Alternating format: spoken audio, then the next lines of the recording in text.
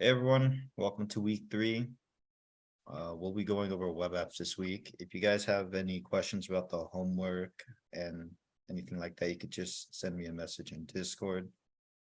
Grading for the homework should be done hopefully by end of today. I was working on it last night, got through some of it. If anybody needs to turn in anything late, just let me know. I know things have been a little bit unstable for like the past 2 weeks, so that's all fine. With that being said, though, I'll pass it off to our presenters.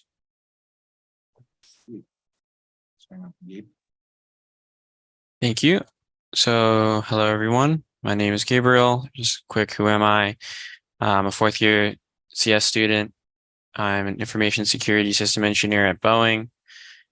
Formerly was CCDC. You can see what I did there. And now I'm focusing on CPTC. Previously, last year was co-captain, and this year I am the business lead. And for me, my name is Derek. I'm a fifth year here. I had quite the journey through Cal Poly. I jumped a lot of majors, and because of that, I'm a little bit behind in credits, so that's why I'm here for my fifth year. I'm currently an intern at Google Mandiant as a security consultant. It's been pretty fun here for the past couple of months. Joined CPTC last year. I attempted back in 2021, failed that horribly. Gave it a second shot last year, worked out a lot better, and this year I'll be the co-captain. All right. So yeah, like Dylan mentioned earlier, this week we're on hacking web applications. Yep. So previously on CPTC, these are some of the main takeaways that you're going to need to make sure that you have down for this week. Last week, we went over the penetration testing methodology, kind of like life cycle and all of those steps. So you're going to definitely need to make sure that you're going to be using that methodology moving forward. Another thing that we touched on is Kali Linux, some of those common tools. We also touched on some simple networking concepts like the client server model. We went over things like ports, network connections, and the concepts of shells like reverse shells and bind shells. All of that stuff is gonna kind of come back here. So if you have any questions on that, make sure you don't hesitate to ask when they come up. Next slide, please. So the agenda for today. We're going to start off with the basics of web and web applications, how they actually work, how they're designed and architected. Then we're going to go over the web application penetration testing methodology. It's kind of like a subset methodology specifically for web applications, as there's a lot of stuff when it comes to web applications. Then we're going to go over some kind of, we're going to go over the kinds of web app vulnerabilities. Again, there's a lot, so we're going to try to take our time with that and kind of explain the differences between all of them. And then if we have time, lastly, we're going to go over the lab. It's kind of bleed over with the homework. But yeah, hopefully we'll have time for that. And then, yeah, next slide, please. So we're going to start off with, as I said, the origin story of web applications, as you will. So next slide, please. So what are web applications, right? Fundamentally, what they are interactive web pages, not just with the user, but actually with the server that the web application is actually hosted on. That is the most important thing. There's going to be two kind of main halves of any web application. The first one is going to be the client side or the client end of the web app, which is also known as the front end. This is all of the stuff that the user actually interacts with. And the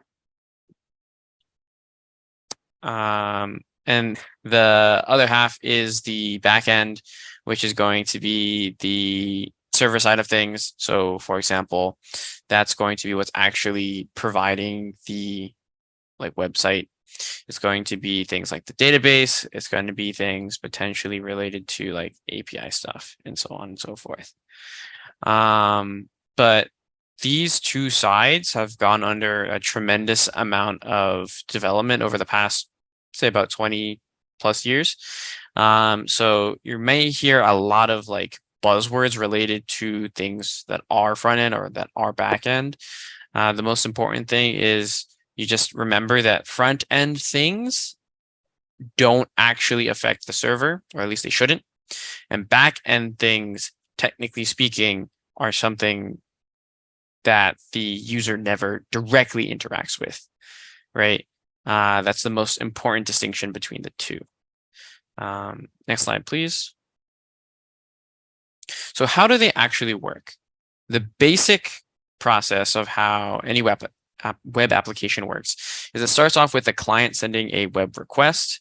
So their client, which is usually like a web browser, for example, Google Chrome or Firefox, Edge, you name it, right? It's going to craft a HTTP request, and then it's going to send that request to the web server.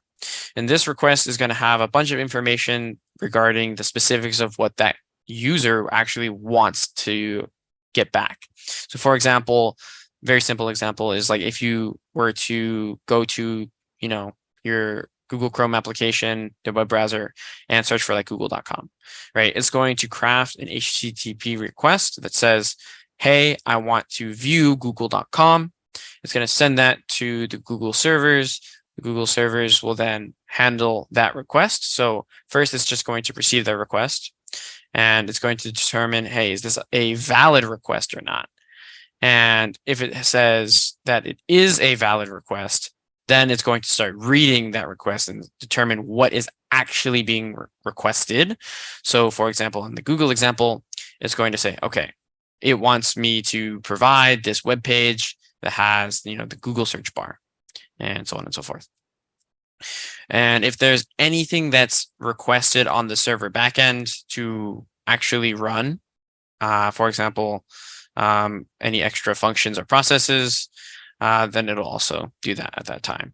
And then it's going to send the response back. So for the Google example, it's going to return the raw HTML file that's basically loaded into your web browser. And then on the client side of things, there's basically going to be this thing called JavaScript, which basically will allow it to run code within just the front end, but that can do a lot of things. For example, downloading third-party scripts or libraries that can be then loaded into your web browser. So for example, very common stuff would be like a lot of icons, for example, are not actually hosted directly on web servers. When you make that web request to say like google.com, and you send that web request and then it returns and it says, hey, I want to have the icon for a magnifying glass for the search bar, Google itself is probably not hosting that. What it's going to do is it's going to link out to a different library somewhere, and then it's going to download that onto your web browser's client and then load that there. So while this is very useful for like not having to host everything yourself, there are potential security problems that could arise when you start like downloading a bunch of random libraries and things like that. And for the most part, the main issue that you'll see is just that it's going to just download a lot of things, which worst case scenario just makes your experience slower. But for the most part, that's just how web apps kind of work. Some of the server capabilities that I mentioned are going to be things like database queries, right? So if you are a e-commerce store, right, like your Amazon or something, right, and you need to like purchase an item, well, you need to make sure that the database is updated for that, right? You don't want to have, the final stock of an item, somebody purchases it, and then a second person sees that it's still in stock and tries to purchase it, right? Because that'll cause a whole bunch of problems and confusion with your customers. So you want to make sure that the database queries are running. Potentially command execution. This usually happened a lot earlier on, like in the 90s and the early 2000s, before web applications kind of matured. Back then, backend capabilities were literally scripts that would be run when you hit a certain endpoint on the web app or the web server. So basically the server would receive your request. It would say, hey, this request is for this particular resource. When I receive a request for this resource, I'm going to run this script. That's very simple. It's very straightforward because, scripts are literally as you would run them as if you were to hard code them or if you were to write them on the system.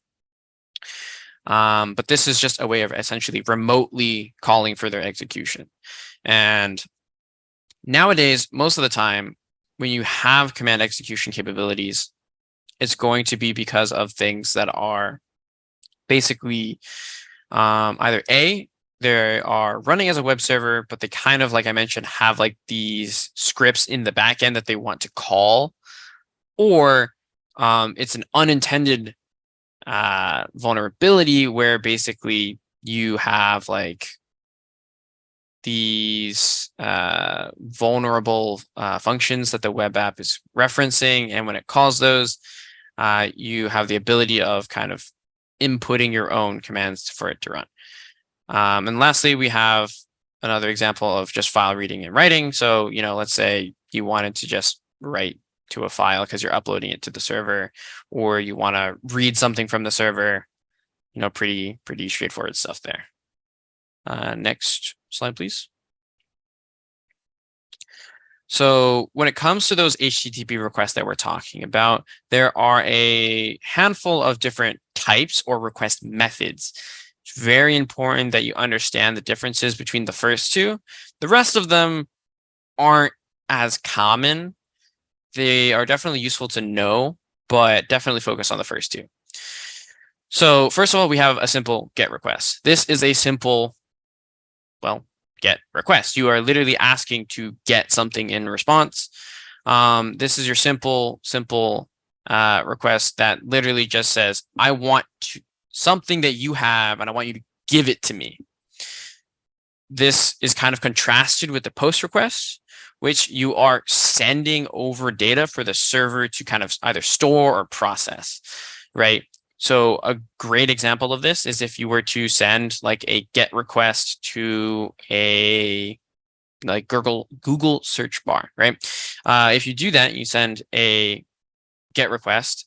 What's going to happen is, like, for example, your search query is going to go to the Google servers.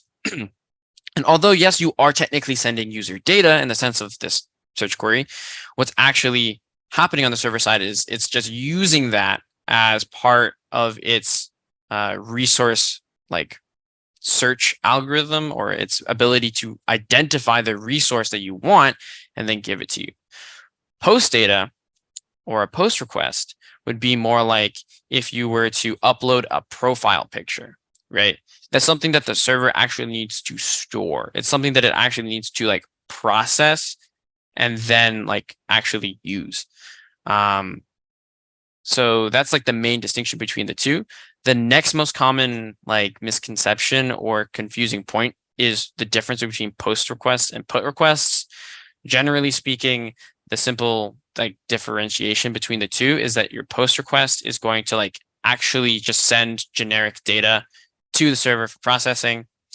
Put is specifically going to reference something that already kind of exists, but you just want to change that.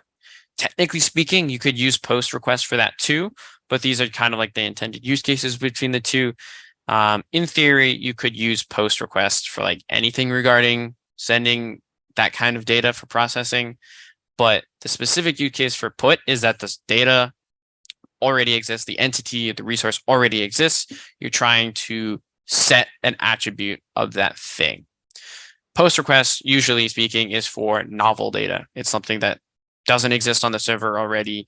It's kind of happening for the first time, but there's nothing really stopping you from misusing these requests if you wanted to write your own applications. For example, a lot of applications, for example, that are made by like independent developers may or may not use these requests as they are intended. So just keep that in mind. You may see a lot more post requests than you will ever see put requests. So yeah, just keep that in mind. The last three are kind of more I would say rare. Again, these are kind of only really used if people actually are trying to like follow the guidelines that are dictated by like the web overlords. So like the delete request is specifically if you want to delete a resource on the server. A lot of people may just use a generic like API call. So for example, a lot of web APIs just use simple get and post. And then their API, which is basically just going to be a endpoint on the web server, might just have like a get endpoint, and then they just run a delete like backend script or backend function. So again, technically speaking, that's what it's for. You may or may not actually encounter that. Head is you request a page without any of its content, so you just like header information and things like that. Options will show you like what kinds of request methods are available for that particular page or endpoint. So for example, if you were to send an options request to a page, it would say, hey, we accept get requests, post requests, or hey, we accept post requests and put requests, that kind of stuff. So it's kind of like a way to get more information about pages. Again, technically speaking, you may use the options request, but usually speaking, it's not very common. In my experience, you're mostly going to be dealing with get requests, post requests. That's kind of what the backbone of most web applications are kind of built around. It's your simple request for data and get it, or submit your data and post it. That's kind of like the main dichotomy there. Next slide, please.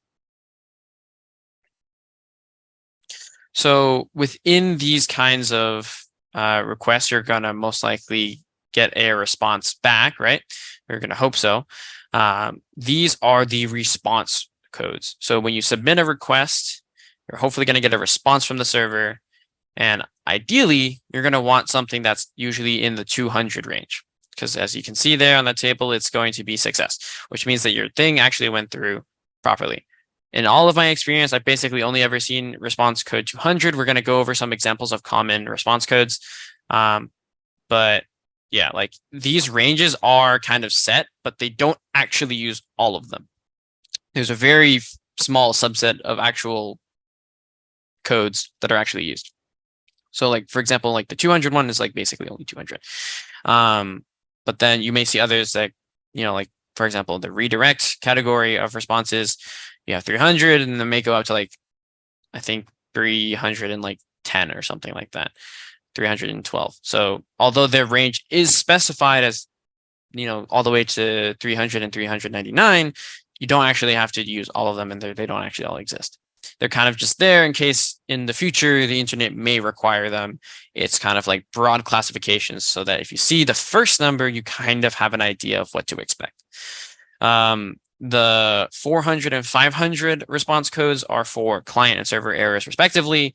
So if you get like a 404 error, which hopefully some of you kind of have seen before and recall, that's usually what's called a like page not found error. So the client looked for something, they submitted a GET request usually for a resource that does not exist, or it can't be found. So that's an example of a 400 error. It's something that the user did that shouldn't have happened. 500 errors are something that happened on the back end. So usually that means that the client, technically speaking, submitted valid data. It may or may not have been what they were supposed to do, but whatever they did was allowed. And then the server wasn't able to actually like handle that the way that they were expecting. So for example, if you submitted like a really long username for signing up for some kind of platform, the client, the front end, may have allowed you to submit that data in your post request. But when the server actually received it, let's say that the username was too long to insert into the database. So then it ended up, you know, throwing an error. The response would then be a 500 error. Server errors are usually very difficult to kind of diagnose. Usually speaking, they're kind of notoriously known for having very little information. The reason for that is actually security. They have very limited information because if you are a penetration tester, like you're trying to be here, these server errors allow you to kind of poke and prod around how the server application actually works. So they usually provide very limited information. And when you're penetration testing, you may encounter like server errors that are very, very generic. That is usually by intention. So just be kind of cautious with that. Don't expect to get too much information off of those. Client errors, again, they're kind of, user based. So they may or may not provide you more information about why what you did was wrong. But yeah, informational is just informational. To be honest, I've never really seen that ever really used, but it's technically available there. And if you do encounter it, props to you. Next slide, please. These are the most common HTTP response codes specifically. As I mentioned there, you see success 200. That literally just means that your request was handled properly and it was returned with a response properly. Very simple. It's kind of your ideal. You have permanent redirection 301. That usually means, for example, if you have a web server like google.com and you were to type in google.com, there are two actual web servers running on the Google side of things. You have google.com that's running on port 80, which you may or may not know as the standard HTTP protocol. And then you have google.com that's running on port 443, which is HTTPS, right? It's HTTP with that layer of encryption. And if you actually were to just straight up Google for google.com, by default, it'll usually actually search you for the port 80 simple HTTP version of it. But then the HTTP server is actually permanently redirecting itself to the port 443 version of google.com. So if you were to, for example, just use a command to simply try to get a response back with a command such as curl of google.com port 80, you'll usually actually get a 301 response saying that it's actually trying to redirect you to HTTPS google.com. So that's kind of like an example of that. And you'll see a couple different websites, for example, that kind of implement that style of permanent redirections for certain things. Most commonly, you'll definitely see that if you try to hit a simple HTTP version of a site, and it'll just redirect you to a HTTPS version of that. 403 access denied. Again, it's pretty straightforward. In this case, it means that your access was denied. The resource you were trying to get is not allowed by the server for you. 404, as we mentioned, resource not found. So you tried to hit something that server wasn't able to locate. And then the most standard error that you'll see for a server error is just 500. Something went wrong, right? It's the bane of all developers. All right, something went wrong. Server is not going to tell you much more information. If you have, for example, a lot of newer web app frameworks will have a debug mode for developers for this very reason. It kind of allows developers to look more into the errors that they're getting.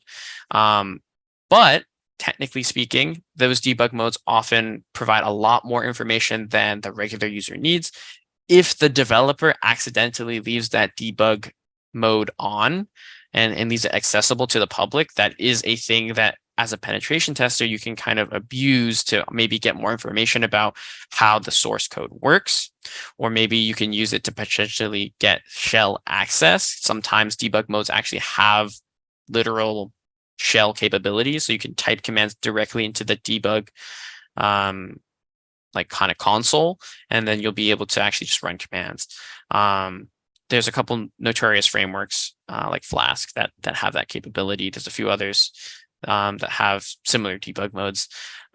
So that's something that you can kind of look. So if you were to kind of identify the framework that a particular web application was made with, sometimes you can get that information by forcing an error, like you force a error 404. Sometimes it'll tell you like, hey, this is a Flask application, or hey, this is a Java application. something like that. And then you may be able to then use that information to say, okay, if it's a Flask application, does Flask have a debug console? You Google that, you find that out, like, okay, it does. It should be located at the /debug endpoint. You see if it's there or not. And that's kind of the process you might go through for that kind of thing. But yeah, next slide, please. This is an example post request. So as you can see, there's a lot of these headers. So what headers are in requests are basically, they're kind of like metadata, which means that it's data about the data. It's stuff like the endpoint that you're actually trying to access. So for example, you can see the very first header, it says post. So that's the type of request you're sending. And then it says the endpoint that you're submitting that request to. In this case, this server is having the /purchase.php endpoint being hit. And then you see at the very end there, you have the protocol HTTP version 1.1. It's not that crazy. You see stuff like the host, which is the, server that you're actually submitting this request to, user agent, all these like language and encoding things. Not a lot of it is very useful for like manipulation usually. When you're doing penetration testing in this like simple environment, like you can kind of ignore user agent, accept, and all that kind of stuff. Whatever is submitted by your browser normally is probably going to work. In some circumstances, there may be extra headers that a particular web application uses or expects. So when you start seeing different kinds of headers beyond these, that may be a sign of there may be something that it may be worth looking into. But for example, you see here that we have some more interesting ones like cookie. So if you don't know what cookies are, basically the way that web applications work is that there's a lot of things that the server has and is sending to the user, but it takes time for the server to actually like receive a request, process it, understand what it needs to do, and then send it back. So in order to kind of alleviate some of that processing time, things that are okay for the user to keep for themselves, for example, user preferences, like do they prefer light mode or dark mode, things like that. Do they prefer like a compact view of a web application, or they like to use a larger view? What font size do they prefer? That kind of stuff. You can actually store that with the client because it's not too important that the server has it. It's more for the client anyways. So cookies are basically like files that your web browser will store and create based off of those things. The web server kind of defines what the cookie is supposed to store, but the client is actually who owns it, controls it, and is actually using it. Sometimes though, cookies can be used for more important things. For example, it may be used to track sessions, which is specifically called a session cookie. And although that is stored on your system, it's not something that you should be really messing with, in the sense that it's very easy for attackers such as penetration testers to abuse if they can capture somebody else's cookie. Because again, when it comes to like these session things, the session cookie is basically what is identifying you and identifying your system or your client specifically as who you are. And again, it's kind of meant to save time. In this case, if a penetration tester were to steal somebody else's cookie, which we'll get more into with some of the vulnerabilities, then you can kind of start to pose or impersonate that other person or that other client. And that's kind of what cookies are.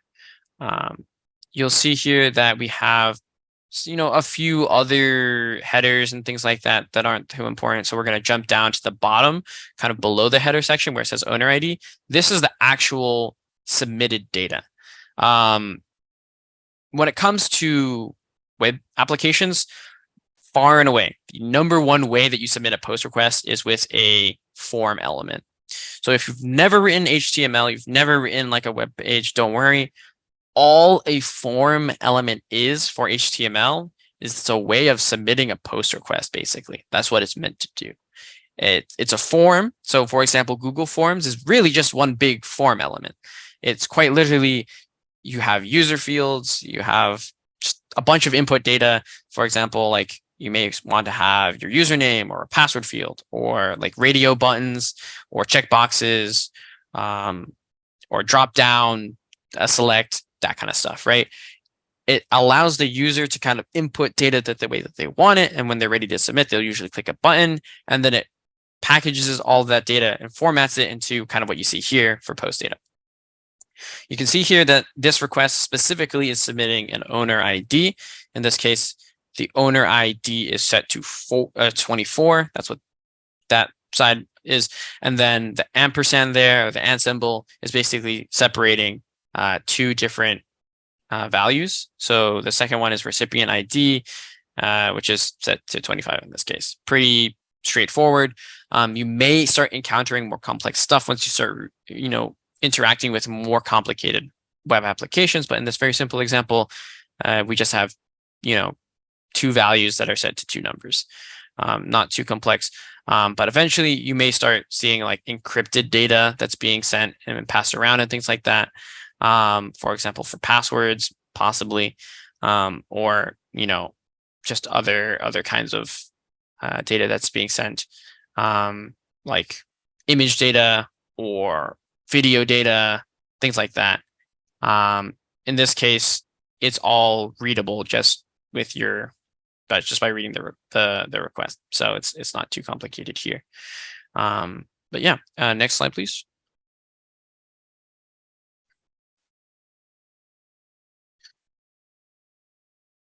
So for this part, we're gonna just talk about a little bit more about the user agent. I kind of talked a lot about this stuff already regarding like the request line and the request body.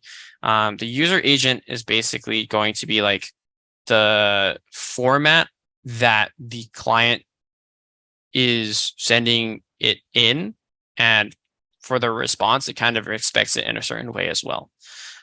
Different user agents are, very numerous. So for example, there's stuff for like Mozilla Firefox, there's stuff for Chrome, which I think is called Gecko. There's a whole bunch of different agents. If you use, for example, web request APIs, for example, if you're writing a Python program and you want to like send a GET request, for example, Python has its own user agent. And like different libraries for different programming libraries for a bunch of different languages generally will all have different user agents. But since that is something that we're sending in a request, that's something that we can set and manipulate. So for example, a server may only allow requests from a specific user agent, or it may explicitly deny requests from a specific user agent. You can kind of just change that if you want to, and then the server doesn't know any better. This is actually how ChatGPT works. ChatGPT does a lot of web scraping, which means that it's using like programs and things like that to basically get more data for its AI, right? I mean, I'm sure we've all kind of seen how ChatGPT works. And basically, ChatGPT has its own very explicit user agent, and it does this on purpose. So if you have a website or something like that, that you don't want ChatGPT to web scrape, you can just blacklist it by denying that specific user agent. And then ChatGPT will send the request, your server will deny it, and you are no longer getting scraped. So your data is still kept to you. And that's basically how like user agents are kind of work or meant for, designed. But for the most part, usually speaking, it's not too complicated. You usually just use whatever's kind of default for the most part. If you start going to like a more professional setting, you start caring more about like, hiding your tracks and things like that, that may be more important for you then. But when we're still doing this kind of stuff, it's not too important. But yeah, next slide, please. So this is kind of like the response that you may get back for this kind of thing. We see 200 okay, which means that our request was handled successfully, and this response was also handled successfully. We can see content type, very simple stuff, just telling our web browser how to format, how to understand this information that we're getting back. We have some like cookie stuff, and then we have the response body. The response body is literally just like if you request for google.com and you get the web page, like that's the response body. However, if you're using web APIs, for example, the response body may be raw data. So a lot of web APIs will literally be accessible just by sending a request to a specific endpoint, and then it returns data. The most common form of data for these kinds of things is called JSON. It stands for JavaScript Object Notation. It's if you Google it, you'll quickly be able to see the pattern. It's a bunch of curly brackets and commas. Pretty straightforward. That's the only main things that you really expect to see in response bodies usually is either HTML response, which is giving you the web page back, or some kind of like API data response. Obviously, when it comes to API data, you're not going to see a pretty web page, but it is still useful because APIs are one of the main ways that you can exploit web applications. So if you encounter that, that's just kind of something to kind of help identify what you're dealing with. But that is the simple response in this case. Next slide, please. So there are 3 types of data lifetimes. So when you are submitting data and things like that, or accessing data, there's information that's stored on the server. It's persistent. It's going to last beyond you, basically. This is like stuff that's in a database, for example, or things that are inherent about the server, Then we have session data, which is stuff that's related specifically to your current interaction session, literally, with the web server. It's pretty straightforward, to be honest. If you log into a website, you have a certain kinds of data. When you log off, it's gone. That's session data. For example, when we talked about session cookies, that's one example of that. And then you have the shortest term information, which is request data. When you submit a web request, it's going to have your data that you care about. For example, if you're sending a Google query, pretty straightforward. Once it is finished handling your response, it's done. It discards that data and then it's done. For the most part, you're going to be caring the most about data that's in your requests or in your session. Usually speaking, when it comes to session data, you're trying to capture other people's session data because you want to steal their session cookies like we talked about. Sometimes you may just want to steal some other kinds of information that may be stored in their session data. It kind of depends on the web application. The reason why we go over all of this very, very fundamental information about web applications is because there's just so many different web applications that are implemented in so many different ways.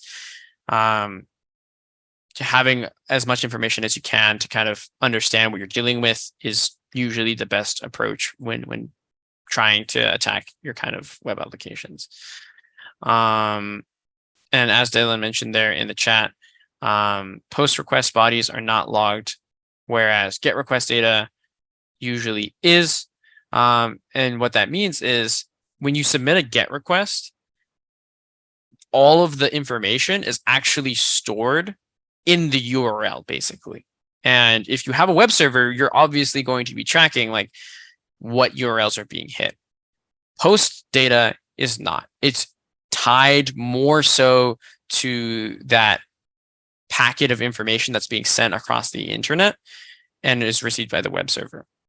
So for example, if you send a login post request, your username and password, your username and password is not going to be stored in the history or the access file of the web server. But if you were to, Google something, right, the Google servers are going to see the search query in the get request URL, basically. So that's kind of what it means and kind of expands on Dylan's point there. And with that, I think we are ready to go to the next slide. This is going to be a little snippet of some server-side code. So one example of server-side code or backend code is PHP. This is what this is. There's a ton of different kinds of backend code. It's kind of impossible to learn all of them, but the most important things that you need to learn about backend code is just patterns, right? There's a lot of like specific vulnerabilities for different kinds of backend codes, but in order to just understand what you're seeing in general, is you're just going to look for patterns. And if you've never written code before, don't worry, you don't need to learn like a ton of it.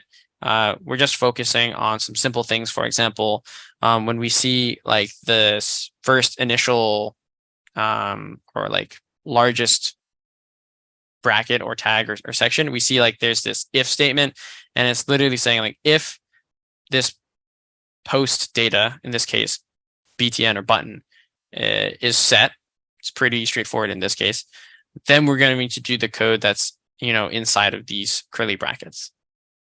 So in this case, it's basically saying like if we got a post request to this endpoint and this value, in this case BTN, has a value, we're going to set like item name, item quantity, item status, and date to all the information that was submitted in that form data or that post request data that we talked about. And then it's going to create a new variable, in this case called Q, which has this SQL statement. It's going to run this query, and then it's going to just like return some header information, right? The general pattern that I'm talking about here that you're trying to identify is you receive a response, or I should say you receive a request. You identify what kind of request it is. In this case, it's identifying that it's post.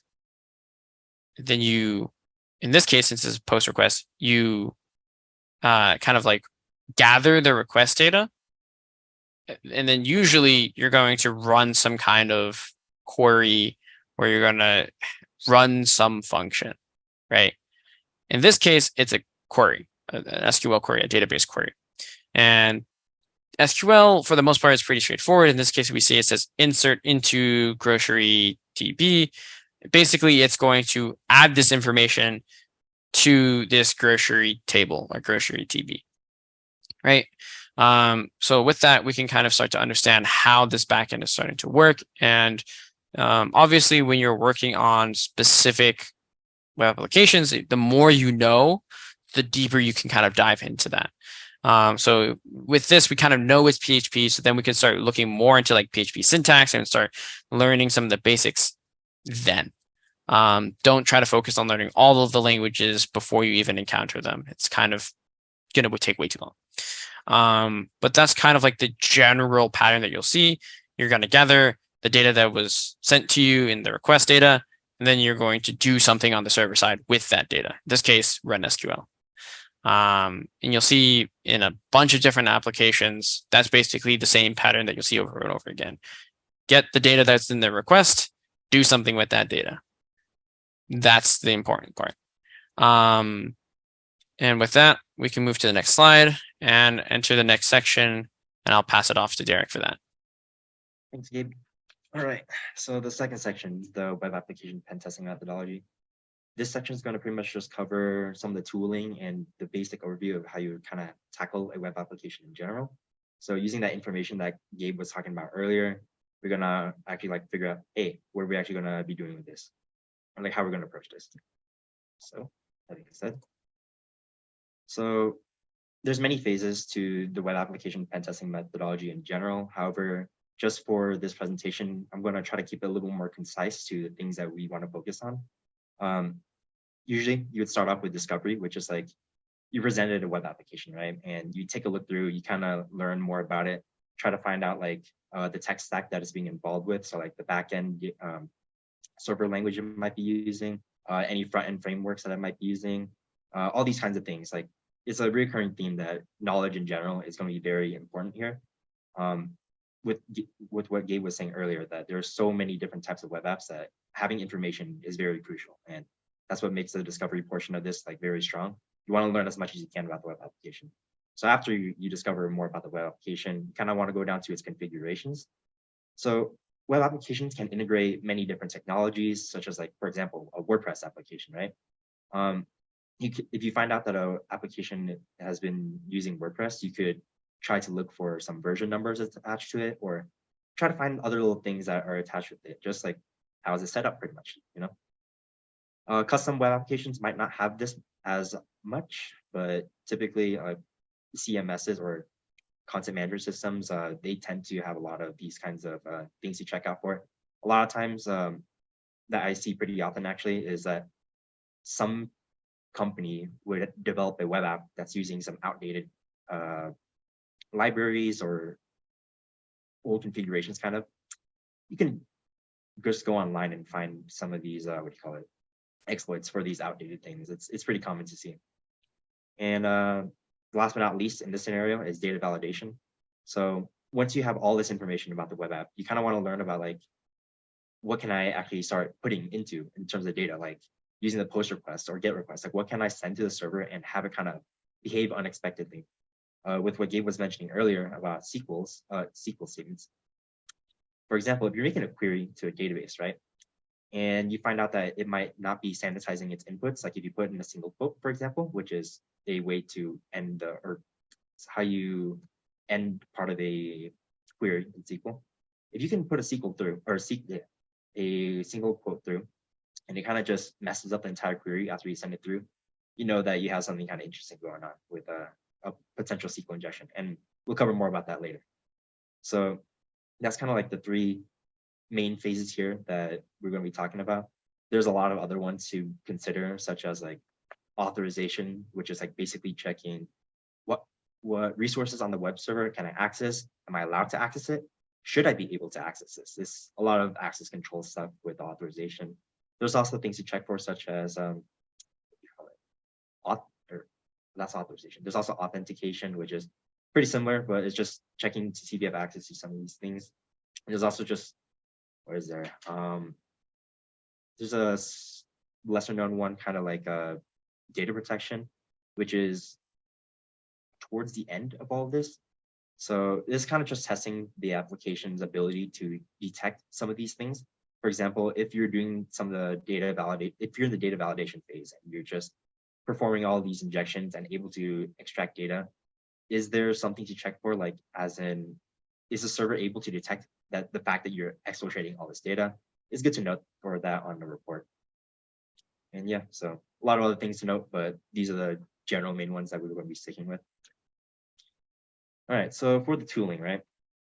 As I mentioned earlier, information is going to be critical here. What Wappalizer does, it's like a fingerprinting tool. It's a browser extension. You just load it up and you just click on it and you kind of just view with the screen right here. It tells you a lot of information about the web application at hand, right? So in this case, we see here that they have WordPress running and all these additional plugins. And even it tells you the database that you're running in the background, right? So yeah, Wappalizer is pretty neat. Information is key. You want to learn as much as you can. The reason why you want to learn as much as you can is, like, for example, there's many different kinds of databases, right? So each of those databases have their own slightly different flavor of a language that they're using. So if you suspect something is trying to make a query and you think it's going to be making that query to set database, it's good to know which kind of database you're working with, because you want to customize those queries to that database. You won't be making, like, I don't know, MS SQL queries to a MySQL database. They're not going to line up very well. So it's good to know as much as you can about the information. It's very key to learn as much as you can about the tech stack that you're dealing with.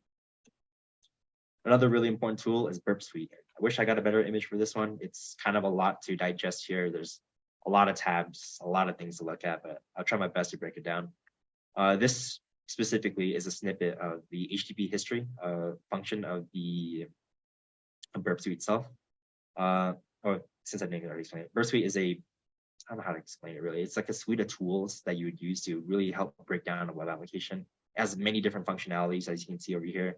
One of its, not necessarily one of its, it's able to proxy it's able to proxy your traffic and kind of analyze it through. And this is kind of what is shown here with the HTTP request.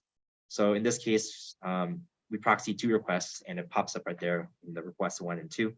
We see a post request to the register.php section, and the second one is a get request to login page. So you can kind of see, like, as you're browsing a web application, you could see all these endpoints that you're hitting. This is very nice. And inside each of these things, like, you can click on these ones over here with like the 1 and 2. Can't see my mouse, but you could click on them. And when you click on them, you can see the request that's being made. So as Gabe was showing earlier, the whole section of headers with all that information, your data that is being sent through, it's really nice to really inspect all the things that you're sending to the server, because user input is a common point of entry for a lot of web apps, especially when a web application is not handling that data very well. But this is just one of many tabs. If you look at the top, there's the dashboard, which is usually what you start off with seeing. There's a target, which shows you pretty much the scope of what you're working with. In the proxy tab in itself already has many other ones. Outside of HTTP history, there's the intercept one. So what intercept does, for example, is you're able to, when you turn intercept on, before sending the request through, like you hit the send button, it's going to hang. So you check the intercept over here, and what it does is it literally kind of just catches that request, and before you forward it to the server, you can make any modifications necessary over here. It's a pretty neat tool. Intruder, that is a brute force tool kind of thing. You can set a lot of payloads in there, just rerun requests over and over and over in mass. So that's what intruder is for. Repeater. Well, repeater is kind of self-explanatory. It repeats a request. So you can look through your HTTP history, get that request like, hey, this request seems pretty interesting. What if I just send it to repeater? But instead of putting account type 2 over here, what if I put account type 1, for example, in one of those, in that post body right there? You know, kind of just play around with that application. So that's kind of the use case of repeater. Personally, I haven't used some of the other ones, but Burp Suite is just an amazing suite of tools that comes with a lot of functionality. I really advise you guys, like for the homework tonight that we're gonna show you guys, that Burp Suite is gonna be a critical tool to be using. Another amazing tool is GoBuster. What GoBuster does is like it uses a word list to kind of figure out more information about the server in the sense of like what it's hosting. There's like two modes that I use most often on GoBuster. There's dir and vhost. You can see in that little example snippet of code right there, the one in the teal blue. In this case, it's using the dir function, which is going to just brute force a lot of directories. So a web application is going to have directories, right? And if you don't know all the directories, why not just brute force them, right? So you could just search through them using GoBuster and using tailored word lists, which I'll cover in the next slide pretty soon, to try to find all these existing directories on the site. So when you run this, the output's going to look very similar to what you see at the second half of the screen right here. It's going to show you like some of the configurations that you set with it, like the word list that you're using and so on. And it's going to show like all the, what do you call it? Any status that isn't just like 404, because 404 means like it doesn't exist. Why bother showing it? But most of the times when this works, you're going to see a lot of 200s, which means, hey, this page actually exists. Other status codes worth noting, for example, is like a 302, which is like a redirect, as Gabe was talking about earlier. It tells you all these nice information about the resource that you're trying to access through brute forcing. There's another mode on GoBuster called vhost, which rather than looking for directories on a website, you're going to be looking for subdomains. And if you don't know what a subdomain is just another way to kind of host a web application. It's just on a different, not necessarily, it could be configured to be hosted on the same server, but TLDR is just more things to look for in a web application. But yeah, it does pretty much the same thing. Rather than looking for the directories, which is like what's past that redemption NFT thing part, after that, it's going to start looking for the directories. vhost is going to look for what kind of precedes it. So if it's going to look for something like store.redemption.nft, if that exists or not, so on.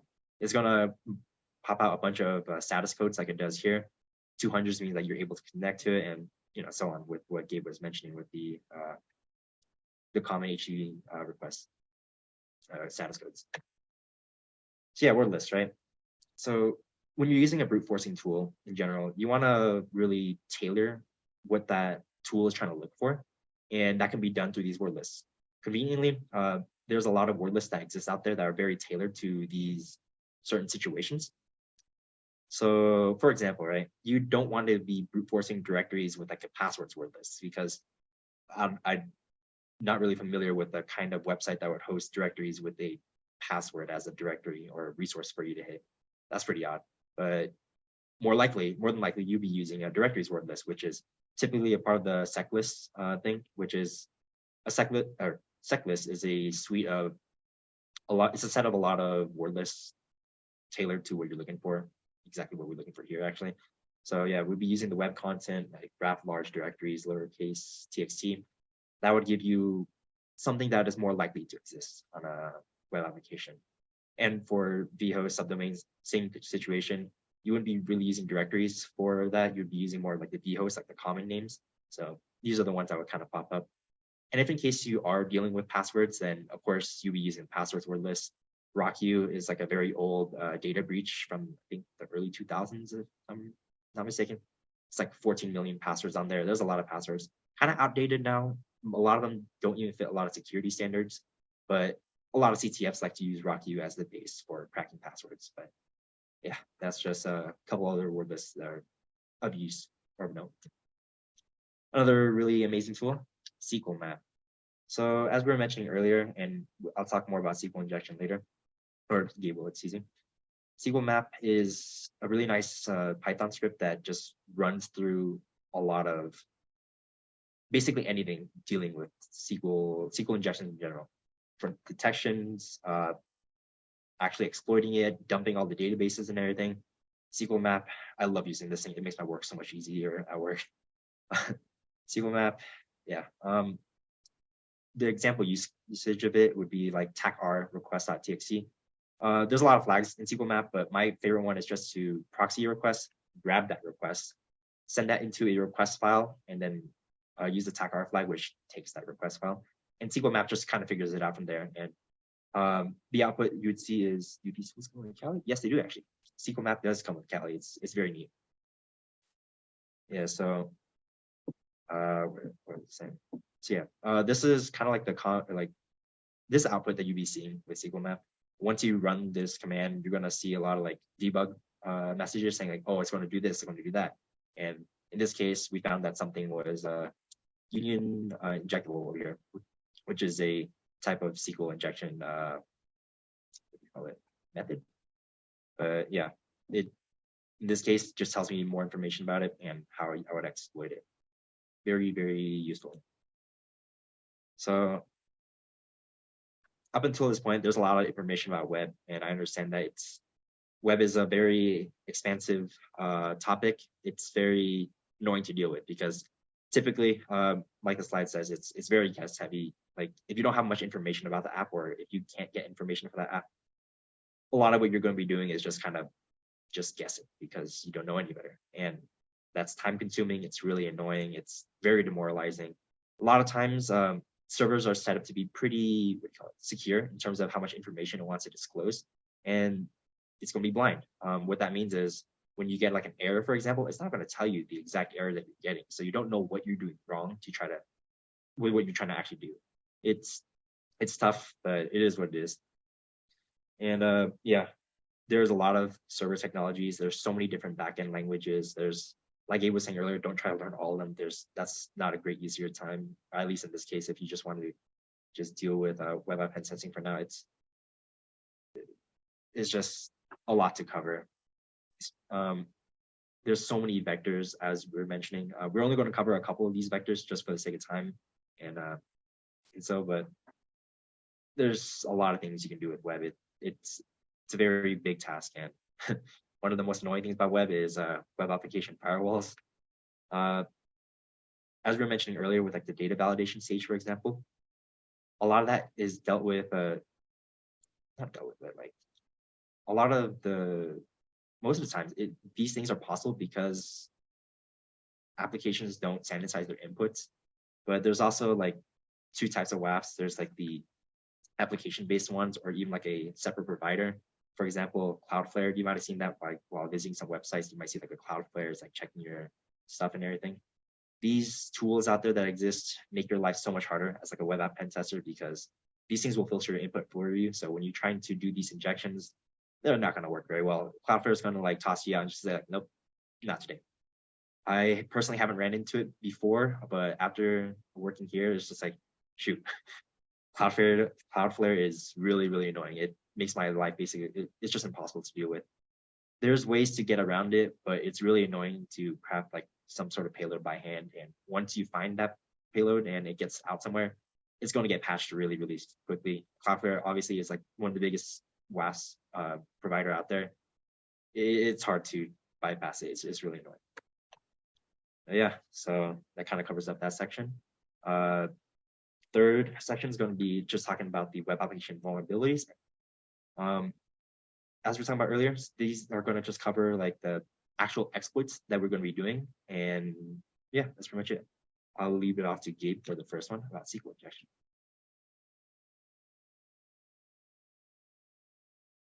Thank you. So the first web application vulnerability we're going to talk about are SQL injections.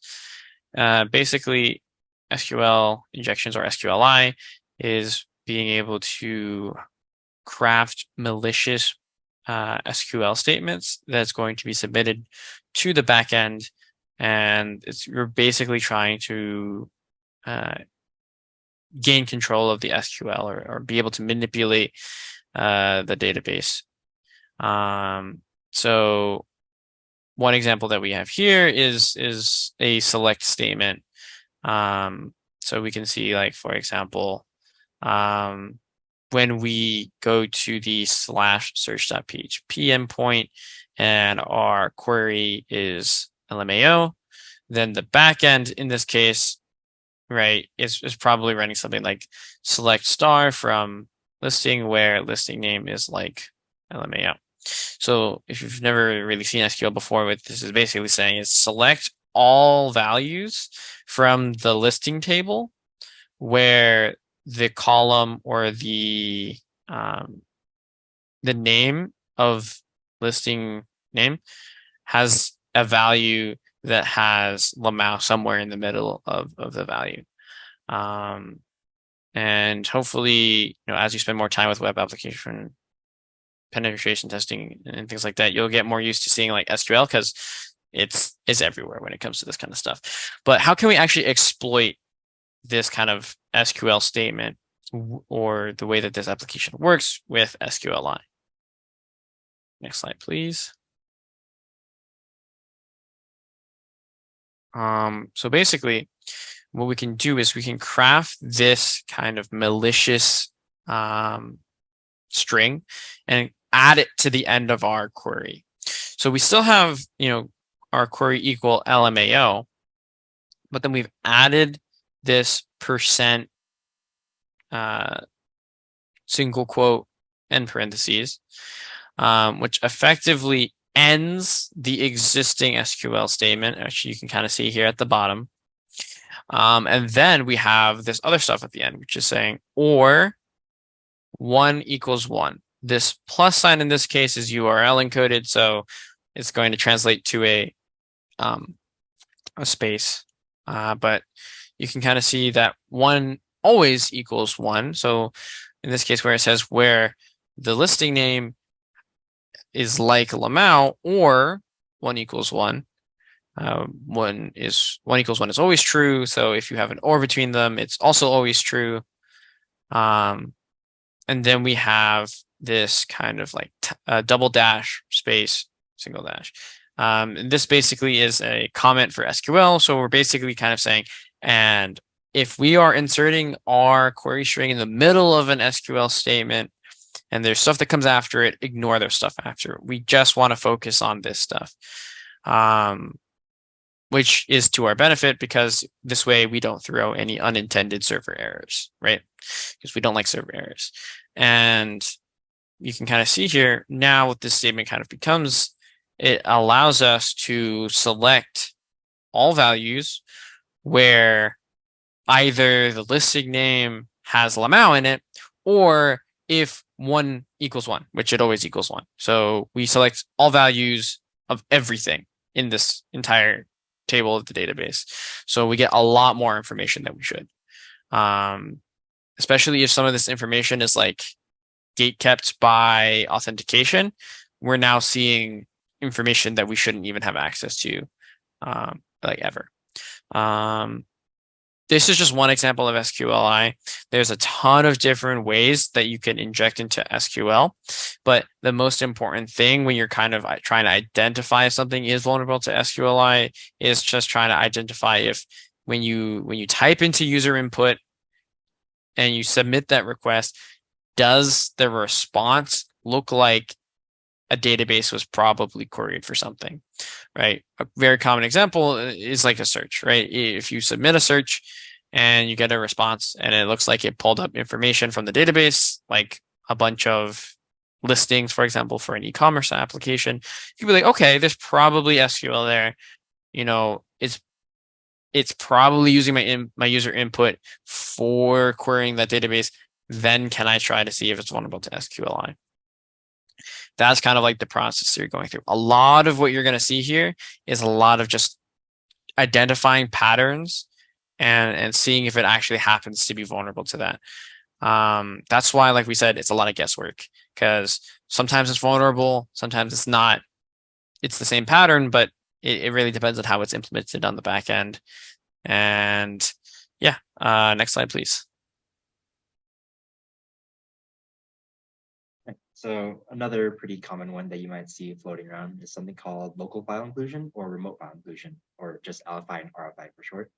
So yep, they occur when a web application is insecurely loading some type of object. So for example, if you're loading in an image and it's taking in, like, for example, take a look at that little request right there.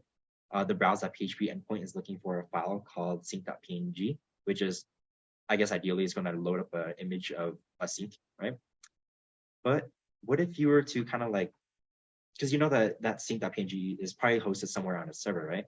What if you were trying to load in another image on the server? If something like a cat.jpg or something might exist, right? If that existed, then maybe you could load that up. But we can also kind of exploit this to our own advantage, as in, let's just say that a lot of web servers are hosted through Apache, right? So something very common in all Linux web servers in general is Etsy password. It's just like /Etsy/password. It shows a lot of information about the system itself. And if we were to put that up there instead, so if we do something like .. which means to navigate to the directory above it, a bunch of times until you hit the root directory, which is just a slash, and you just go to Etsy/password. If that actually loads up Etsy password and you see all that information inside of that image, that's needless to say, that's LFI. That's something that you should not supposed to be seeing. The intention of this web application was to load up an image through that, but instead you managed to load up a file on the server that you're not supposed to be seeing. So imagine if the web server has like some plain text password somewhere on here that you just kind of had to look around for. This is kind of ties back with that little guesswork, is like, hey, I know that this thing is running this in the background. Maybe I can try to check around for over here or something, right? So kind of do your best guess to kind of look for stuff. Most of the times passwords are going to be found in some sort of configuration file. So like a config.php or something like that. You kind of try to like look for these kinds of files, just depending on whatever kind of web application you're working with. But yeah, local file inclusion is a very, what do you call it? Very powerful when you know you're dealing with. Another one is like remote file inclusion. So as in the name states, local file inclusion, you're looking for a local file. Remote file inclusion is you're looking for a remote file. This is more common in Windows web apps, like ASP servers or something like that. Windows likes to toss around a lot of hashes. So if you happen to put in like a, what do you call it? Like a UNC path, which is a universal naming convention path, which is just a lot of these little slashes basically to a resource. If you can put it into your own path or load in like something externally, then you found out that the server can actually pull up resources that are not even on the server. And why I mentioned Windows is because when you toss something like this out for like a Windows thing, Windows is going to try to authenticate in and steal hashes. It's just another attack vector that opens up. It's just many different little things. So yeah, I was kind of explaining at this part, but oops, my bad. I should have flipped the slide, but this is kind of what I was just explaining. Yeah. Command injection. So as Gabe was mentioning earlier, a lot of web applications nowadays are much better when it comes to command injection, because a very common way to kind of exploit command injection is like those scripts that kind of run in the background. But most of the times when you're querying a database, they no longer rely on scripts, and they instead would actually query a database, which ties back to the SQL injection rather than this one. But again, a command injection is a way for an attacker to execute commands. And if a server were to be set up without a database, for example, and all the files were hosted like locally, that this might actually be more prevalent, because you're dealing with like these parameters that are being set into script to look for something on that, like on the host, for example. So in this case right here, right? You have two parameters being set through for the purchase.php, owner ID and recipient ID, right? So those are going to be your two potential points of user input. And if they are being tossed into like a command in the background, like, hey, I'm going to purchase this from someone, right? Like the owner of this is going to be 24 and I'm going to be the recipient. Would you like kind of play with those numbers and switch them around? Or even better, if you know it's like a bash script that's taking care of this in the background, just slap on like a semicolon and then enter in your own command afterwards, and you might get something like that. So that's kind of what I'm getting at over here.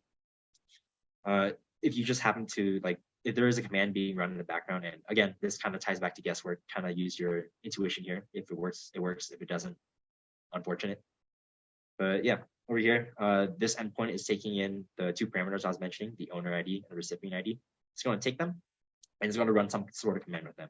The issue is that, again, poor input sanitization kind of leads to like basically all web application vulnerabilities. If you're able to slap in a semicolon there and run your own command, because this might be like a bash script that's running in the background, then you know that in bash, like semicolon means you also run this command on top of the command that's been run previously, right? So if you do like a, not necessarily like who am I, because who am I, you're not going to get reflection there, but like a ping to your own server and you actually get the ping packets and everything, then you know you have like blind command execution over here.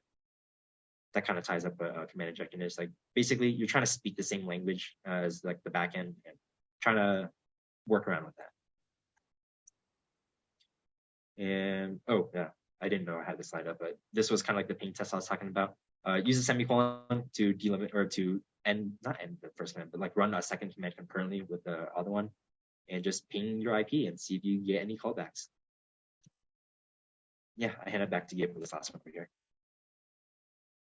Okay, so the last kind of category, we'll call it, is insecure access controls. It's basically different ways that you try to restrict certain parts of your web application and different ways of implementing that, which ultimately kind of fail. So the first one we'll talk about is parameter-based access methods.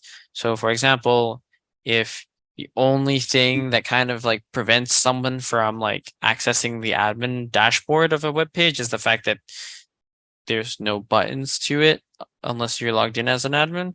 Well, what happens if, you know, like, I guess let me use a different example actually. If you're, because we're talking about parameter-based access methods, so that one would be more like if you had like a header, for example, or if you had like a value that was in all of your HTTP requests that said like, are you an admin? And it's like 0 or 1 kind of thing. Or it just asks you like what your user ID is, right? Then you can kind of manipulate that, and then you can just change that to say whoever you want to be, you are, that kind of stuff. And then for refer-based access control, again, it's kind of like headers and stuff like that. But in this case, let's say that you have your admin dashboard and you only let people like go to something else, like, you know, delete user in this case, only if they were previously coming from the admin dashboard, right? But you know, that's not usually the like best way of implementing it, right? Because you can just also just change the header of which you say you came from, and then you would have access to that. Because again, you know, when we're talking about those request headers, that's something that the user controls, something the client controls. So it's not really a great way of, you know, validating if a user has the proper authentication or authorization. Lastly, we have insecure direct object reference, or commonly abbreviated as IDOR. IDOR is basically a way of saying, I just want to go there and I'm going to go there. This usually happens when the person who designed or architected the web application has designed the, for example, like URL or the particular value of like post data or just a GET request in general, to be following a very obvious pattern. So for example, if you have something like listings of a store, and it goes 1, 2, 3, 4, 5, 6, 7, blah blah blah blah blah. Well, then you can guess, oh, maybe there's a listing at the next number or the next number, or maybe 0. And then you start encountering things. Well, what happens if I put a negative number and stuff like that? Where you basically just explicitly, directly try to access something. Another good example of this is, let's say you had homework on our website, https scicec.team, and you wanted to access homework, for example. And then you were to go to, let's say, last week's homework, and you see it said, it's like CPTC Bootcamp 2023 homework week 2. Based off of that format, you could probably guess what this week's homework file name would be, right? The same thing, CPTC Bootcamp 2023 homework week 3, and so on and so forth, right?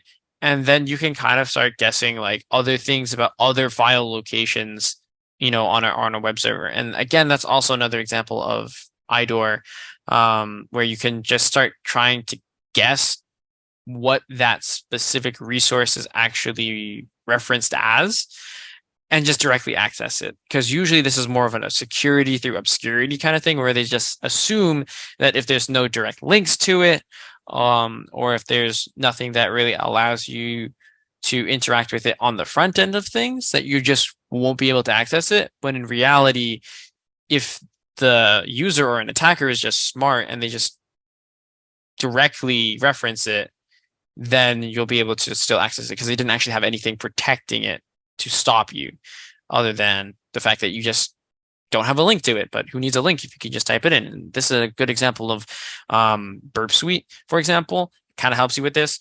Burp Suite, as Derek mentioned, it allows you to kind of craft manual HTTP requests really easily and reusably. So, for example, you could use, if you have a feeling that there's IDOR, then you can kind of use it and use that tool to send a bunch of different HTTP requests and kind of start messing around and trying to figure out roughly how this application is working and things like that. Next slide, please.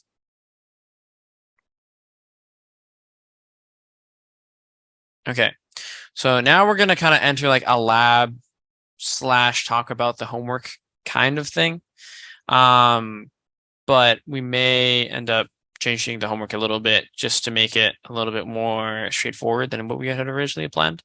But basically, what we're going to do is, as you saw throughout this presentation, we referenced a particular web application a lot, right? We had a lot of things related to this thing called like redemption.nft, or like this fictional like redemption NFT store, right? That's actually a real web application that we made for a event that we had last year. And what we're going to do is kind of walk through some vulnerabilities that we just talked about, so you can kind of see what it's like to actually kind of start poking and prodding a web application, start identifying some of the patterns that we talked about, and actually trying to exploit some of the things that we talked about. One other thing I'd like to mention is that this web application does not have every vulnerability that we talked about, as well as there's a ton of vulnerabilities that we didn't have time to go over today. They are in the slide deck. We just hid them from this current run through of the presentation. So feel free to check out the slides once they're posted on our website after the meeting is over. That will give you some more insight into some different kinds of vulnerabilities that exist. But with that, Dylan, are you ready to go over some vulnerabilities? Yeah, we're ready ish. Awesome. So let's have Dylan take over the screen share. Yeah. I need to end my screen share, right? Yeah. I'm just gonna take over the session. This is gonna be questionable because I'm gonna be sharing my whole screen. Whatever. I can't see anything anymore. Okay, so this is the web application. I've already run a bit of enumeration on it, so you can see over here that I ran a Go Buster and that one failed because I misspelled the URL. So let me move this on sec. Okay, yeah. So I'm on Tmux right now. Here's the actual working command over here. Just simple Go Buster directory brute force with a word list for directory brute forcing provided by default within the Kali distribution. Passing in the URL of the site, although you could also pass in the IP address if you don't have the domain name, specifying PHP. So then that file extension, because to access PHP endpoints on a normal web server, sometimes you will have to include that PHP extension. This is what it found. Some 403s, which just come normally, an admin endpoint that gave me a status 200, which is interesting because you would expect hitting an admin endpoint to actually give you a access denied, like a 403 over here. This one's actually giving me an access denied. Some redirects 301s and 302s because when I ran this, I didn't provide an authentication token. So I'm under an unauthenticated context. So if it requires authentication to use the endpoint, it's just going to redirect me to the login page as it is already over here. And this is taking me to a directory, which is indicated by this / at the end. That being said, I think the first thing we're going to investigate similarly is just because get the low-hanging fruit out of the way. This admin endpoint that gave me a 200.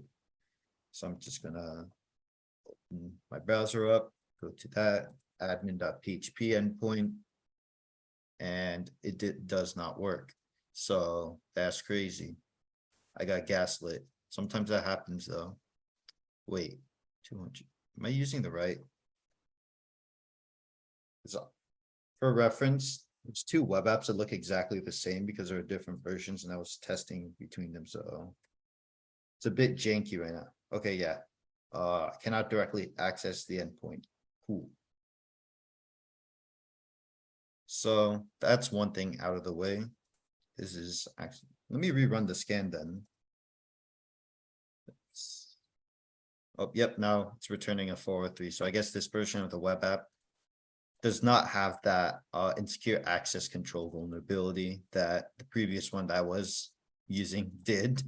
So, all right, yeah, that's a bit awkward, but whatever, we move on, right?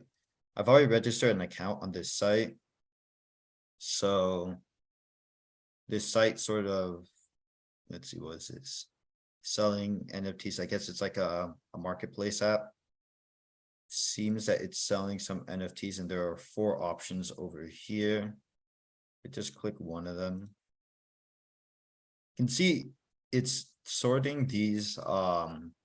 Let's see, this one is to access this page. I'm on the listing PHP endpoint, and then it's passing a get parameter, which is indicated because it's in the URL, and it's called listing ID equals 2.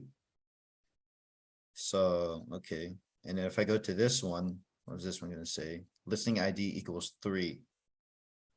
So it looks like there is, what do you call it?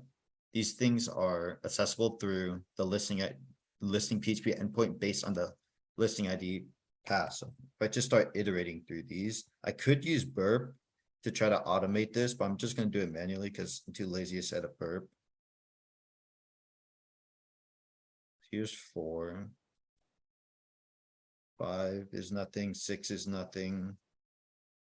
I could try to perform a SQL injection in here too, but oh, there's something on 0.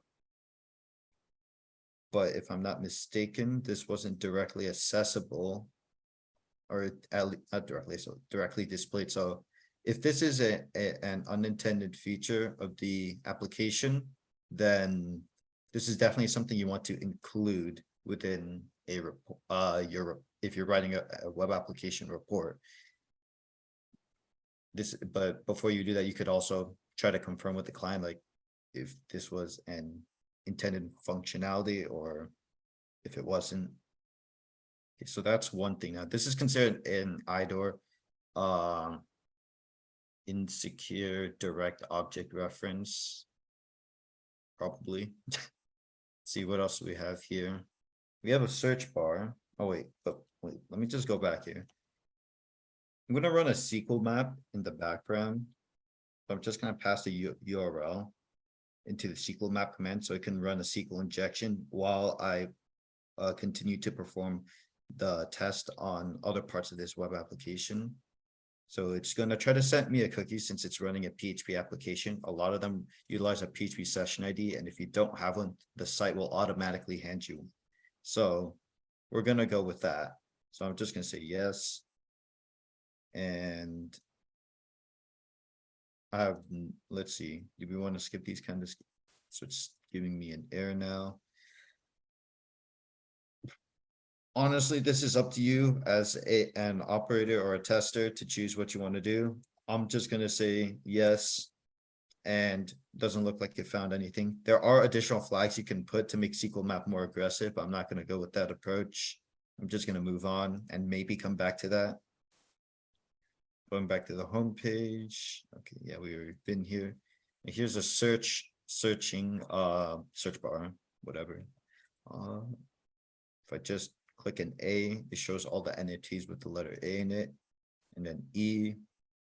Oh, well, it brought up that thing. Brings up all the E's. So what we can try to do here is it's possible since it, especially because this is a PHP application, that this is using a SQL database in the back, and it's bringing up these listings through running a SQL query to based on the letters I'm putting in to match the database entries of the names of these NFTs. So I can set up a few payloads and give it a spin. There's a lot of payloads that exist. Like I just search up SQL injection payload list GitHub and found this, right? Probably a lot of these would probably be blocked by an actual WAF, but in our case, this is just a small private testing environment, so we don't have to worry about that. I already set up some basic payloads that we can do to test. There's a lot of payloads, so I'm probably gonna just run through a few before I like give up and resort to SQL map. You gotta, oh yeah, no copy and paste. I forgot, or 1 = 1. So now, just because you got an error doesn't necessarily, as the presenters already mentioned, just because you didn't get a success doesn't mean that it's not vulnerable. A lot of this is just kind of done blind, guess and check. The methodology, correct me if I'm mistaken, is generally called just fuzzing. So tossing a bunch of tossing a bunch of malicious inputs and hoping to get an actual result out of it. This is why automated tooling is pretty important, and like scripting as a skill is very nice to have for this sort of thing, because there's a lot of payloads to go through, and this is only like a small fraction of them. So I'm gonna try this next one, %sign, or 1 = 1.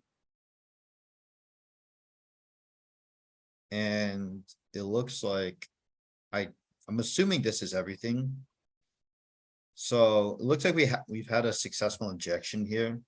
What this one is doing is well, I'm gonna guess based on what it's doing is it's passing an E into the search functionality of this application. And this is the equivalent of a wildcard, or basically anything. So something with the E and anything afterwards. And I'm closing this query off.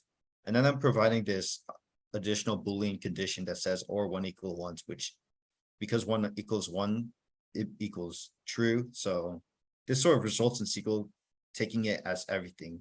So my search is essentially looking for something that has an E and anything afterwards, or just everything. And then it's just going to end up dumping all of this information. Now that I've confirmed that there's a SQL injection vulnerability here, I could try another SQL injection. This one's called the union injection, although this one is a bit time consuming because it requires the you to pass in multiple different numbers of parameters to determine whether or not something's actually vulnerable. So let's see, what do I, also, there's different permutations of this, as you can sort of tell with this. Sometimes this semicolon payload would work, and sometimes this one will work and this one won't. So because there's a lot of, what do you call it, a lot of permutations to this payload, I'm just gonna leave it up to SQL map. And I already did. So up here, I simply just, because it's passing these parameters through the URL, right? The query is taking the parameters from the URL, it's a GET request. I can simply just copy the URL and pass it to SQL map. If it was passing it through the post request body, which all right, I have a post request, but on a completely unrelated site. At general reference, you probably want to scope your burp project to be the actual scope of your engagement and to not proxy a bunch of traffic that isn't within your engagement scope. So in this case, but you know, whatever the case is, this is convenient. So this is the body of a post request, as you guys already saw from the presentation. And this is the body. Doesn't look like there's an actual parameter name, so I have no idea what's going on here. But if the SQL, if the search parameters were being passed through the post request body, we could simply just copy this request, save it to a text file, and pass it to SQL map instead. But since this is sending parameters to a GET request, we can simply just copy the URL and pass it in. Then it ended up asking me, since it had no session tied to it, the server tries to assign a session. I just tell the tool that that's okay. And I just sort of let it run. And it manages to determine this really weird payload. Oftentimes, the payload's going to be simpler than this if you manually test it.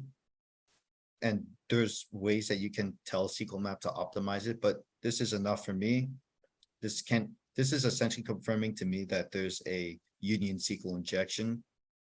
So I can manually try to make my own payload. So I'm just gonna actually go ahead and toss one of these, and let me see how this one did this. Looks like it just had hyphen at the end. So I will copy that, paste in my URL so it's easier for me to copy. Union select one group concat schema name. This is an additional SQL query, not query or macro. One of the two. I forgot. One of the presenters could probably correct me on that one. Information schema.schemata. Got no results there. Now, this can be for multiple reasons. I could have put a typo and I didn't notice, or there might be more parameters to perform this union, because to perform a union SQL injection, the amount of parameters you're selecting in that union select statement is going to matter. So in this case, they're passing 1, 2, 3, 4, 5, 6 parameters, I think. So I'm going to pass 6 parameters here. So in this case, we have 2. So 3, 4, 5, 6, just so I can count easier. And that still did not work. Maybe it's 5. Or maybe my payload just doesn't work. This is the fun part of web where you don't know what's going on at a given time. I'm just going to work my way up and try a different payload now.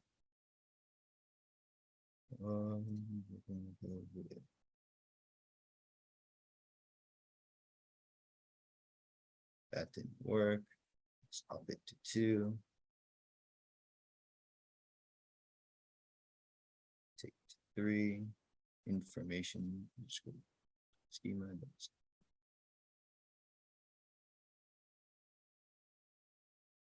4, 5. Oh, okay. So it was 5 parameters. I guess I misread this. 1, 2, 3, 4, 5. Okay. Looks like they passed 6. Huh. Oh yeah, it literally says 6 columns. That's interesting. 1. Oh my God. Why did I put 2 here? Oh my God, I'm trolling. Imagine actually reading your URL properly, but yeah, 1, 2, 3, 4, 5, 6. So the columns or basically the amount of items you're selecting within the Union SQL select statement have to line up. So in this case, the original query was going through 6 different columns, so my union select has to do the same. And I am able to dump all the information. Well, that's not necessarily the goal. The goal is to get some additional data exfiltration. And if I press Control A, I can actually see that there is some that I managed to get some information. The reason why you would want to differentiate your query parameters is so they would end up showing up differently. So in this case, I'm able to get some output right over here. It's kind of hard to read. Information schema, performance schema, redemption. I have no idea why passing in the second field, this group concat statement ended up showing up here, but this is useful for us because now we can get data, a form of data exfiltration from the SQL server, and it's reflected to us. So we can actually see what data we're sort of stealing. Now I'm too lazy to make up the rest of the payloads, so we could just tell SQL map to dump the database from here by passing in the dump, I think. Oh, wow, and it dumped it like instantly. So you could see here is the redemption database with the listing table. I think that's one of the things that was listed here.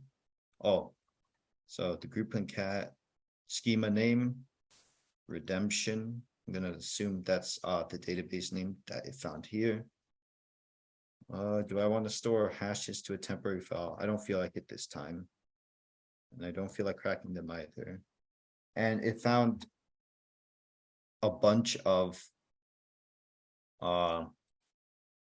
user information because there's a use within the redemption database over here. You can see that there's a user data table. So this is all the users on the site. Apparently there's an admin. Oh, and they have plain text password. Yeah, that's a finding and a half. Oh, I guess we have the admin password now, which means we can continue, which means we can access the admin endpoint and check if admin access to the web application provides us any more findings. But first, yes, I did test a cross-site scripting on this site a little while ago. So this is something that we did not cover, but it's a very significant web application vulnerability that results in it's targeted towards a client. You're not attacking the server, you're attacking the clients that utilize it. So if I just log in with this name, this is a simple JavaScript to bring up the message box 1. We're testing if putting JavaScript as our name or on something that displays on the website results in that JavaScript being executed. So if we log in now, we can see the JavaScript is executed. So that means we have a successful cross-site scripting. This is considered a stored cross-site scripting to my awareness, because this is stored like the payload is stored in a persistent medium that can be displayed to other people if they somehow have my username show up on their screen. If there was a profile viewing endpoint that allowed you to view the profiles of other users and they ended up going to my profile, my payload would render and the attack would be successful in that sense. I don't believe this is possible on this application, so that would lower the severity of this finding. But if I'm not mistaken, this happened on many things, on many sites such as MySpace, Twitter, and Roblox, where user input was allowed to be unsanitized and rendered as JavaScript, allowing for a lot of client-side attacks to be done, typically through redirecting you to a URL to an endpoint that process the get parameter to perform an action, such as posting an additional comment and just spreading throughout a web application. That was a bit of a tangent though, going back to what we have. So let's see, we found a cross-site scripting, we found a Union SQL injection, and we found an IDOR. Now we also have plain text passwords being stored in a database. So that's already like 4 findings right there. So let's just access the admin endpoint and see what additional functionality we can get at. Oh yeah, that cross-site scripting is going to be a little annoying. Is there an admin endpoint like I can log into? I'll just log out. Admin Okay. See, I can browse files, so I can look for files. Now, because it's looking for files, this is really ideal to try a local file inclusion. So I'm simply going to do this. What this is gonna end up doing is, let's just say the way it's reading the file is, it's just checking that file path, right? So if I'm on my terminal and I type, like, let's say, what file do I have in here? Oh. Yeah, I'm going to do. Yeah, let's just say I'm reading this open VPN file, right? Cool. What if I do cat lab open VPN and then I do. Well, in this case, I would just say, like, I don't know, run lab open VPN. I just pass in what I pass in over here. Oop, that's not ideal. Right? So these this as my argument. The dot dot, if we recall from doing bandit, probably it means go to the directory above, and this just means keep going to the directory above. If you're already at the root directory, then it's just going to return you to the root directory. We're trying to read the Etsy password. Right? And you can see over here, I get that output returned to me. So if the web application is not checking or not sanitizing this input, or isn't sort of jailed to a specific directory, then we could potentially read additional files in the system. So I'm just going to run this. It says file does not exist. So I can try to change it up and see if it actually is sanitizing input, or that file may legitimately just not exist. And I'm not seeing anything. So we can continue testing further. I'm going to leave it at here though, just trying the low hanging fruit. There's a different ways that you can try to change this payload to make it work. I'm just going to give it the bare minimum effort and try to triage the other parts of this site. So let's see, we have browsing files, search, home. Is there an, I thought there was an upload functionality. Let's see. There is upload.php and it is returning a 405. That is an error and a half.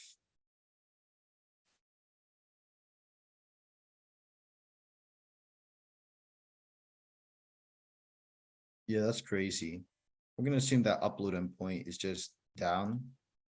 And I don't want to continue testing because I strongly dislike web. So we're gonna leave it at that for the demo. Or slash, yeah, actually, yeah, the demo. Thank you. So real quick, we're gonna go over a really, really valuable resource that's gonna help you guys out for the homework. So I'm gonna share my screen here. Can you guys see this GitHub? Hopefully you can. This we is can. the CPTC previous reports and things like that. We highly recommend that you guys start checking out some of these reports. Just like kind of start scrolling through some of them. I would say particularly focus on the sections with the actual technical findings. Just start kind of trying to read through some of them and see if you can identify any of the vulnerabilities that are like web vulnerabilities, for example. Start seeing what might actually exist in the world or in CPTC and things like that. You know, obviously there's quite a number of findings and reports and things like that. So just kind of like go through them briefly. I will mention not all reports are made the same. Some of them will be substantially better than others. Some of them may be substantially lower quality than others. So I will say, please, use your own discretion if you think that a particular report is worth your time or not. But definitely start looking out to see like how the technical findings are structured or designed. One of the homework tasks is going to be writing a technical finding block. So, make sure that you are kind of like designing or basing your finding block based off of the reports that you think look better or written well, things like that. We'll have this link in the homework itself, so don't worry about it too much. But yeah, it's definitely going to be useful for you so that you can kind of like make the things that you can be most proud of. And this is going to be something that's going to definitely help you out on the tryout. So definitely start getting used to like writing writing about a technical topic for a non-technical audience. And then, also for a technical audience. Basically, it's going to be a good mix of that for the tryout. So with that, I think that we are just about done for today. So thank you everybody for coming. We'll have the